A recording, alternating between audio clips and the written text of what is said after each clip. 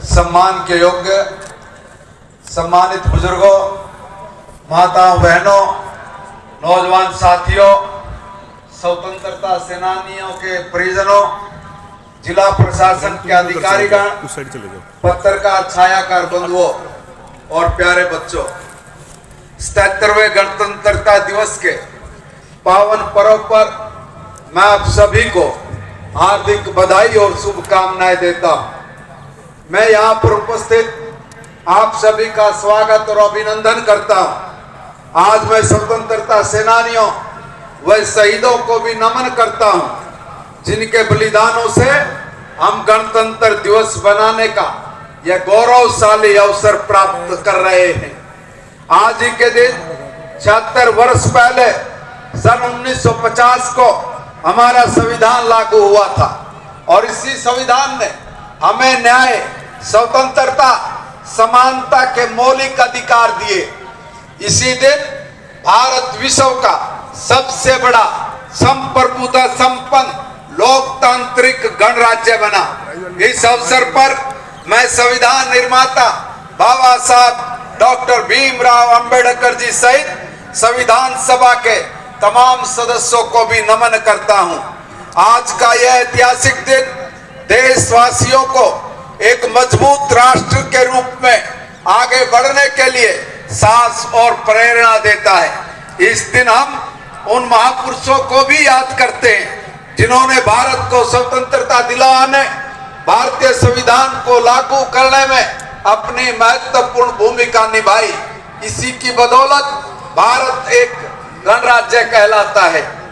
देश की आजादी दिलाने के लिए राष्ट्रपिता महात्मा गांधी, नेताजी सुभाष चंद्र बोस, लाला लाजपत राय, सरदार वल्लभ भाई पटेल, डॉक्टर राजेंद्र प्रसाद जैसे महापुरुषों और स्वतंत्रता सेनानियों ने कड़ा संघर्ष किया। भाई और बहनों, स्वतंत्रता के बाद से ही भारत दुनिया में एक बड़ी ताकत की ओर अपनी पहचान बनाने में कामयाब रहा। इसका श्रेय हमारे उन राजनेताओं को, कर्मठ किसान मजदूरों को, कारीगरों को, वैज्ञानिकों को जाता है, जिन्होंने दिन रात एक करके इस देश को विकास की गति प्रदान की। आज हमारा देश प्रधानमंत्री श्री नरेंद्र मोदी जी के नेतृत्व में जहां चहुमुखी विकास कर रहा है, आज देश ने मिसाइलें नहीं बनाई बल्कि चंद्रयान, सूर्ययान और मंगलयान जैसे मिशन भी सफलतापूर्वक संचालित किए हैं। भारत चंद्रमा के दक्षिण ध्रुव पर चंद्रयान 3 उतारने वाला दुनिया का पहला देश बन गया। देश की प्रगति के इस सफर में हरियाणा का भी बहुत महत्वपूर्ण योगदान है। मुझे यह कहते हुए गर्व है कि हरियाणा ने भी प्रदेश के सामाजिक आर्थिक विकास को नए आयाम प्रदान किए।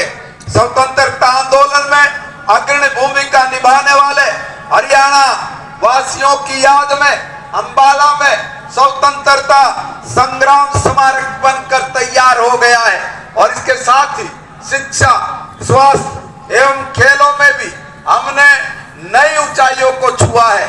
हमारी कितनी ही नीतियों और योजनाओं को देश के दूसरे राज्य आज अनुसरण कर रहे हैं। आज भी हरियाणा के नौजवान सेना में भर्ती होना अपनी शान समझते हैं और यही कारण है कि आज भारतीय सेना का हर 10वां जवान वो हरियाणा प्रदेश से है। हम अपने शहीदों के बलिदानों का कर्ज तो नहीं चुका सकते, लेकिन उनके परिजनों की देखभाल करके उनके प्रति सम्मान अवश्य जता सकते हैं। मैं देश की सीमाओं की सुरक्षा करने वाले वीर सैनिकों के प्रति भी कृतज्ञता व्यक्त करता हूं कि इस दिशा में हमने सैनिक, अर्ध सैनिक कल्याण विभाग का गठन किया। युद्ध के दौरान शहीद हुए हरियाणा के सैनिकों को और अर्ध सैनिक बलों के जवानों तथा अग्निवीरों के लिए सीधी अग्निवीरों की अनुग्रह राशि 1 करोड़ रुपए कर दी गई है।